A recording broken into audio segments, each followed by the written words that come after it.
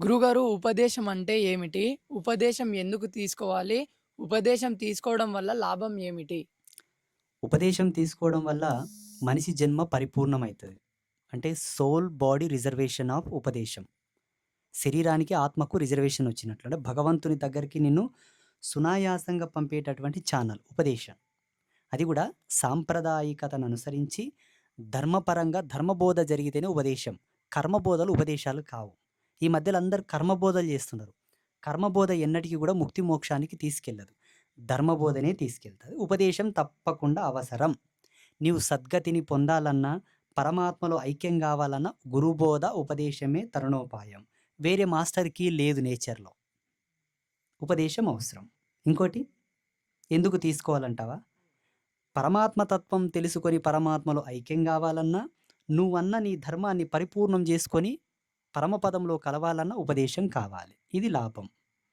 ఇంకోటేమన్నావు ముందు? ఉపదేశం అంటే ఒకటే.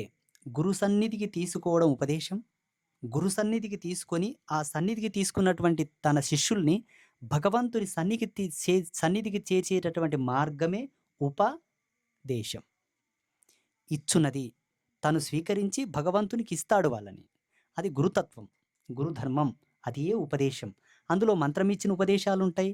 బుద్ధిచ్చిన ఉపదేశాలు గూడా ఉంటాయి. కొందరు బుద్ధి చెప్పి ఉపదేశం ఇస్తారు. కొందరు మంత్రమిచ్చి ఉపదేశం ఇస్తారు. కొందరు ఏమియ్యరు. ఇంత ఫలమో, కాయనో ఇస్తారు. నీవు నా శిష్యుడవు. నేను నీ గురువుని పో అంటారు. రకరకాలుగుంటాయి ఉపదేశాలు. ఎవరికి ఏ పద్ధతిలో అన్వయమో ఆ పద్ధతికి ఇచ్చేటటువంటి ఉపదేశ ధర్మమే ఉపదేశం. ఉపదేశంకి నియమాలు పాటించకపోతే ఏమైతాయి గురుగారు? గురూపదేశం తీసుకున్న వాళ్ళు సరిగ్గా నియమాలు పాటించకపోయినా, పద్ధతులు పాటించకపోయినా, తప్పులు చేసినా గూడా ఏ ఇబ్బందులు జరగవు. గురువనేవాడు సత్యంగా జెప్పాలంటే ధర్మపరుడు, నిష్ఠపరుడు, సదాచార సంపన్నుడు, నీతి నియమాలు తెలిసినవాడు, తత్వజ్ఞానం తెలిసినవాడు, తనూ యోగత్వాన్ని పొందినవాడు ఉపదేశం ఇచ్చేటప్పుడు ఒక మాట అంటాడు. నా సర్వస్వాన్ని నీకు ధారబోస్తున్నాను. నువ్వు నేను ఒకటే. నీ తప్పు చెడినా నా నా యొక్క మెప్పు నిన్ను కాపాడగలదు అని. నేనైతే అట్లే ఇస్తా. కానీ తన స్వతంత్రమైనటువంటి ధర్మం గూడా ఒకటి తనకుంటుంది కాబట్టి మాక్సిమం పద్ధతిగానే ఉండాలె. ఎప్పుడన్నా ఓసారి తప్పిందంటే గూడా ఏమి ఇబ్బంది కాదు. సర్వసామాన్యమైన నియమాలే పాటించాలి. అంతే. గురుగారు శ్రీమకారం అంటే ఏమిటి? శ్రీమకారమా? త్రిమకారమా? శ్రీమకారం అని ఉంది. శ్రీ శ్రీమకారమా? త్రిమకారం ఉంటది నాకు తెలిసి. త్రిమకారములంటే మద్యము, మాంస, మగువ సాంగత్యం. ఈ మూడే. జన్మ బాగుపడాలన్నా ఇవే, జన్మ సర్వనాశనం గావాలన్నా ఇవే. గురువుతోటి అంకితం గావాలన్నా ఇవే, గురువుతోటి చెడిపోవాలన్నా ఇవే. వదిలిపెడితేనేమో మంచోడివైతావు, పట్టుకుంటేనేమో చెడిపోతావు. అది దేవునితోనైనా, గురువుతో అయినా. మందు తాగినా చెడిపోతావు, మాంసం తిన్నా చెడిపోతావు. నీ ధర్మచారిణి నీ భార్య తప్ప అన్య స్త్రీల మీద నువ్వు కన్నేసినా చెడిపోతావు, అనుకున్నా చెడిపోతావు. కురుక్షేత్ర యుద్ధం జరగడానికి కారణమే స్త్రీ. రామాయణం జరగనీకి కారణమే స్త్రీ. ఇక్కడ సీతని ఎత్తుకపోయినందుకు రామాయణం జరిగే, యుద్ధం జరిగే. అక్కడ ద్రౌపదిని నిండు సభలో కురులు బట్టి ఈడ్చి అవమానం చేసినందుకు యుద్ధం జరిగే. అంటే కారణం కలియుగానికి ఏం మెసేజ్ వస్తుంది? త్రేతాయుగంలో ఒక మెసేజ్ వచ్చింది. ద్వాపర యుగంలో ఒక మెసేజ్ వచ్చింది. ఇప్పుడు కలియుగం. ఇవి దాటి ఇదే.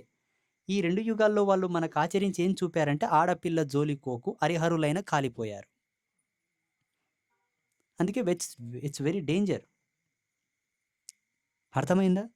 మందు తాగడం వల్ల బ్రెయిన్ ఫంక్షన్ అంతా గూడా తమ్ అంటే తను ఎన్నటికీ చూడలేనటువంటి అనర్థాలని మందు తాగడం వల్ల చూస్తాడు జీవుడు. వాస్తవంగా మన కపాలంలో ఉండేటటువంటి అనేక నాడీ మండల వ్యవస్థలన్నీ గూడా యాక్టివేట్ అవ్వాలి. మందు తాగితే అన్నీ పడుకుంటాయి. కేవలం గుర్తుపట్టడానికి కొన్ని మాత్రమే యాక్టివేట్లుంటాయి.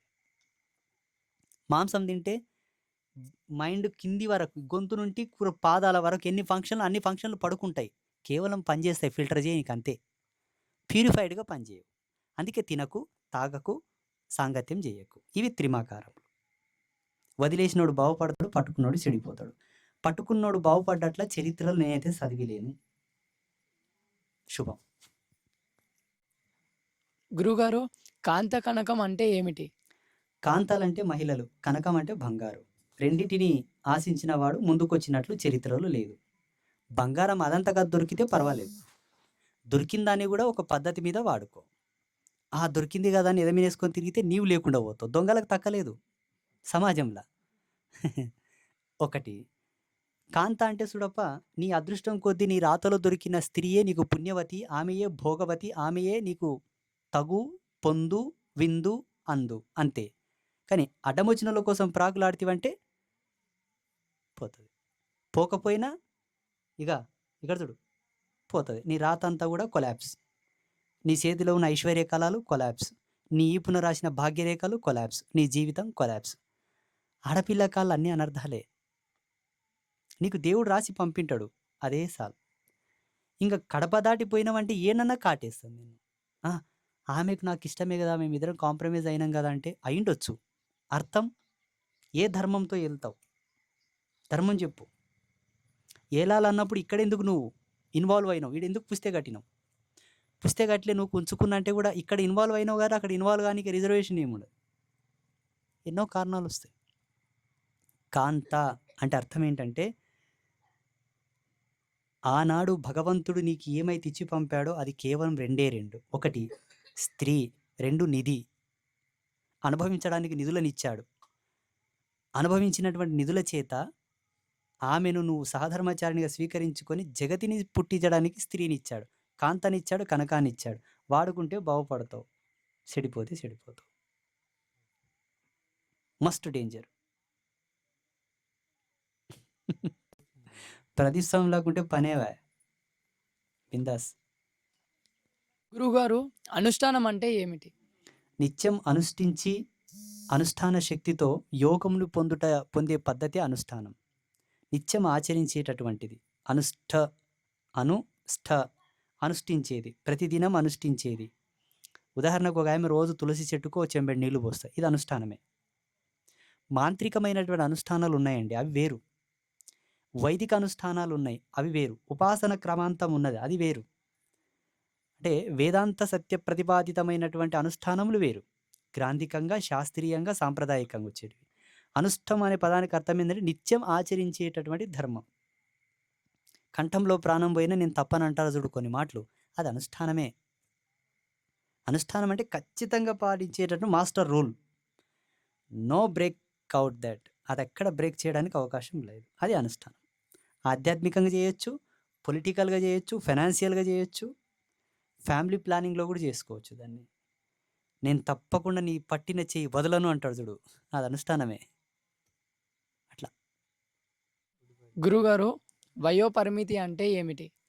వయో అంటే ముసలితనం, పరిమితి అంటే ఇంకా కాలు చేతులు వణికినప్పుడే వయో పరిమితి. అంతే కదా. కొందరు 100 సంవత్సరాలు బ్రతికారు, స్ట్రాంగ్ ఉన్నారు. కొందరు 130 సంవత్సరాలు బ్రతికారు. మొన్న ఒక పెద్ద ఆయన పద్మశ్రీ అవార్డు తీసుకున్నాడు ఆయన. అలా బ్రతికిన వాళ్ళు ఉన్నారు.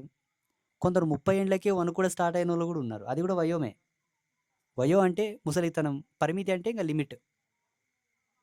ఇప్పుడు చిన్న చిన్న పిల్లలు కూడా వణుకుతున్నారు. అర్థమైందా? దీంట్లో 2 పద్ధతులు ఉంటాయి. బుద్ధిపరంగా కూడా ముసలితనం రావడం కూడా వయోధర్మానికే వర్తిస్తుంది. కొందరు చిన్న వయసులో చాలా పెద్ద వాళ్ళలాగా ఆలోచిస్తుంటారు. వయో పరిమితి అంటే అదే. శరీరం ముసలితనం పడితే కూడా లిమిటెడ్, బుద్ధి ముసలితనం పడితే లిమిటెడ్. ఇవి రెండే వయో పరిమితులు. బుద్ధిని, చైతన్యాన్ని మూలాధారం నుంచి పైకి లేపడమే ఊర్ధ్వం.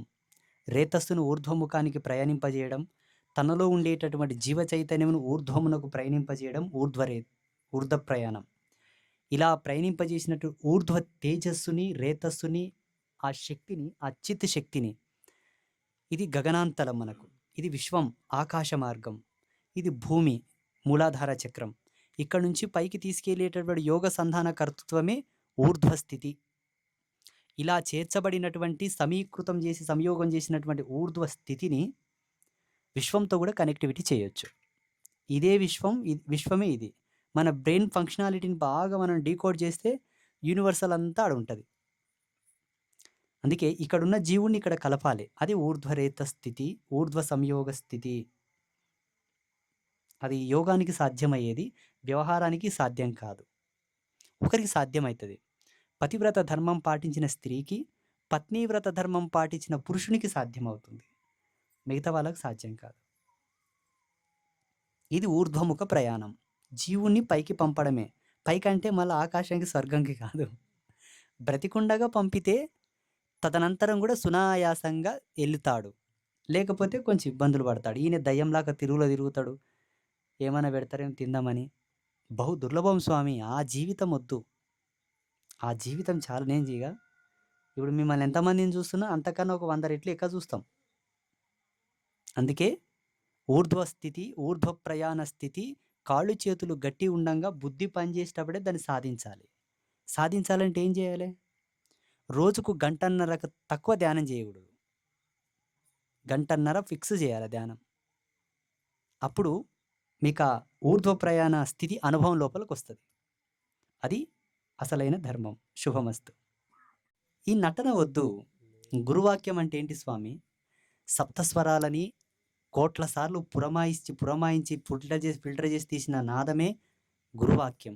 ఏడ దొరకలేదు స్వామి? అమెరికాలో, లండన్లో, ప్యారిస్లో కోట్ల మంది ఉన్నారు. ఎవరికన్నా గురువాక్యం దొరుకుతుందా? ఈ క్షణం భూకంపం వచ్చి అందరు చచ్చిపోయినా గురువాక్యం చెవులేసుకొని చచ్చిపోయిన పుణ్యం నీకు వస్తుంది, ఆ బడపలకు రాదు. వెనకడికి గాడిది అరిపినాడంట ఒక ఆయన. గోవు యొక్క ఘీంకారం విన్నాడంట ఒక ఆయన.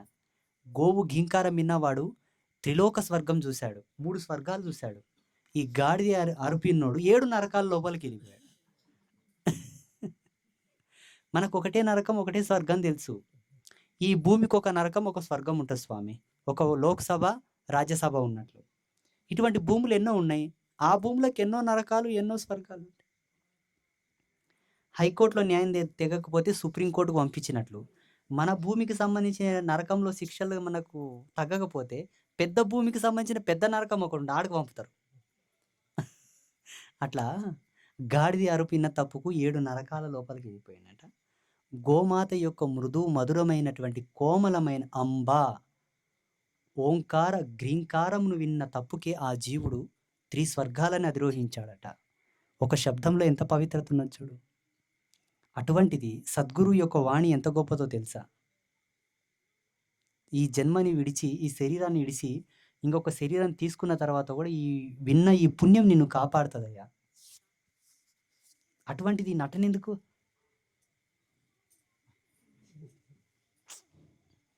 ఈ కాలు ఇక్కడ తీసి పెట్టాలి, ఈ కాలు ఇక్కడ తీసి పెట్టాలి. సరే కుట్టు పట్టినా పర్వాలేదు, మార్చుకోవచ్చు. ఆ లేజినెస్ ఎందుకు అంట? నటన ఎందుకు? అంత కసరత్తుతో ఎందుకు వినాలి? ఏమన్నా గొంతు మీద కత్తి పెట్టిన వినకపోతే కోస్తాని. మీరు అదే చేస్తున్నారు ఇప్పుడు. కూరుకుతున్నావు. ఫోటో తీద్దామంటే కూడా కళ్ళు తెరిస్తేవి. ఇట్లా పెట్టిన సేతు కళ్ళు తెరిస్తేవి. ఫోటో తీస్తే తెలుస్తుండే నీకు.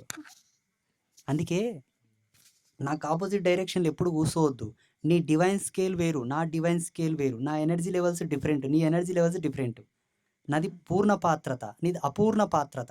అందుకే ఎదురు దెబ్బ తగులుతుంది. కొంచెం పక్క మీద కూర్చుంటే ఏమే శివునికి నందీశ్వర్లకు ఎదురు కూర్చుంటావు ఎప్పుడు చూస్తే.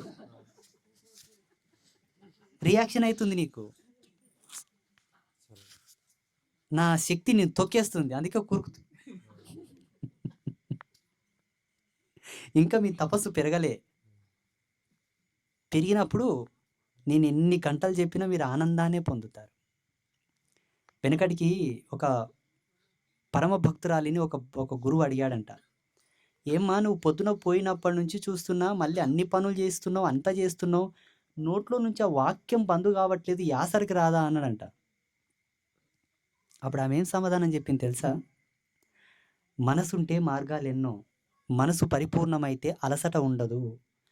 ఈ నామంతో నా మనసు పరిపూర్ణమైపోయింది, నేనెందుకు యాసరుకుంటా, నేనెందుకు అలసట చెందుతా అన్న.